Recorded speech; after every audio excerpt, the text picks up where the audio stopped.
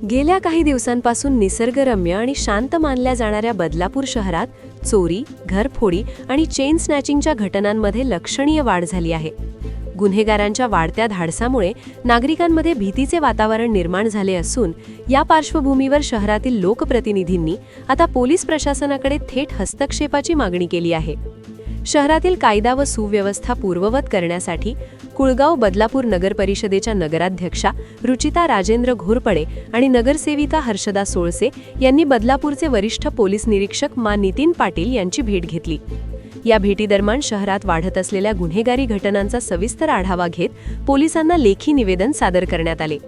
चर्चेदरम्यान शहरातील मुख्य रस्त्यांसह अंतर्गत रस्ते, गल्लीबोळ आणि रहिवासी वस्त्यांमध्ये पोलिसांची गस्त वाढवण्याची गरज असल्याचे लोकप्रतिनिधींनी ठामपणे मांडले.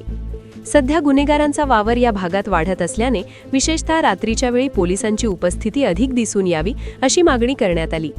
तसेच गुन्हेगारांचा माग काढण्यासाठी शहरातील सीसीटीव्ही यंत्रणा अधिक सक्षम करण्याची आवश्यकता व्यक्त करण्यात आली. अनेक ठिकाणचे कॅमेरे नादुरुस्त अवस्थेत असल्याने त्याचा फायदा चोरट्यांना मिळत असून ही यंत्रणा तातडीने दुरुस्त करून नव्या कॅमेऱ्यांची उभारणी करण्यात यावी असेही निवेदनात नमूद करण्यात आले. रात्रीच्या वेळेस निर्जन स्थळे, गृहनिर्माण सोसायट्यांचे परिसर तसेच महिला व ज्येष्ठ नागरिकांची वर्दळ असलेल्या भागात विशेष पोलीस बंदोबस्त तैनात करण्याची मागणीही यावेळी करण्यात आली. त्यामुळे नागरिकांमध्ये सुरक्षिततेची भावना निर्माण होईल असा विश्वास लोकप्रतिनिधींनी व्यक्त केला.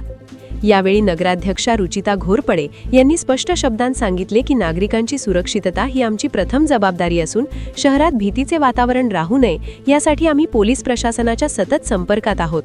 बदलापूर सुरक्षित ठेवण्यासाठी सर्वोत्तपरी प्रयत्न केले जातील असा विश्वास त्यांनी दिला. दरम्यान वरिष्ठ पोलीस निरीक्षक नितीन पाटील यांनीही लोकप्रतिनिधींनी मांडलेल्या मागण्यांची दखल घेत लवकरच ठोस पावले उचलण्याचे आश्वासन दिले आहे.